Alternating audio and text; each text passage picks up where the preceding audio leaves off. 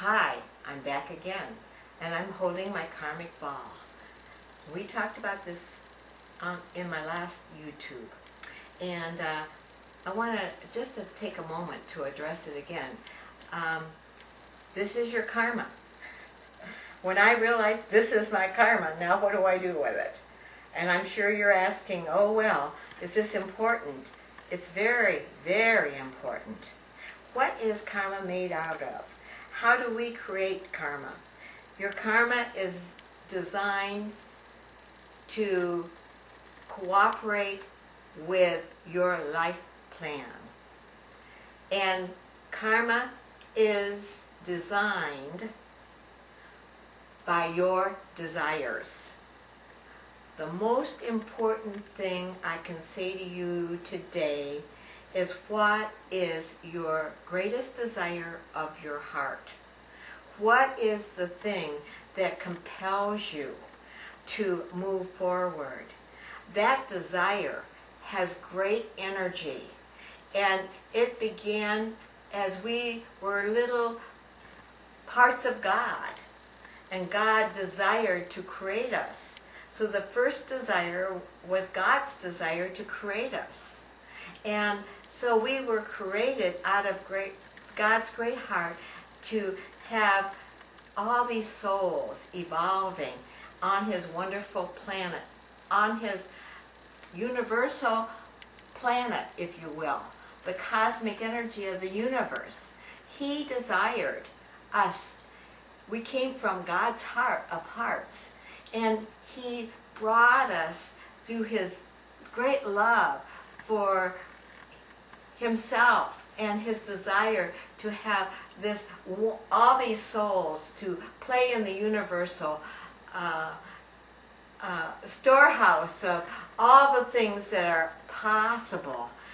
God desired you. That's how you were created. Out of God's heart, He said, I want to have a family. And He desired all of us. Trillions and trillions and trillions of us. And through the process of those desires, God put within our heart the desire to evolve. If we didn't have the desire in our heart to dissolve and evolve through many future planetary possibilities, we would just stagnate and not move forward. But we were given this desire of our heart to move forward. So as I began to understand how important the desire of my heart was, I started to investigate myself. I started to stand back and say, Jane, what is it that you really want this lifetime? And you know, when I was a little girl, I was like 6 years old, I said to my mom, God's going to talk to me someday. And that was a desire of that little 6-year-old's heart.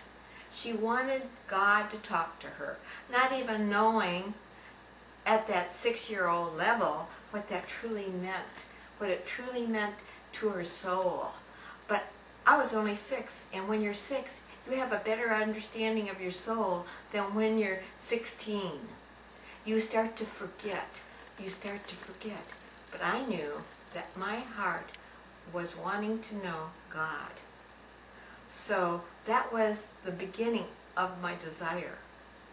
And the answer came from my parents, well, God wants you to live a good life, to have a family, and to be kind and loving.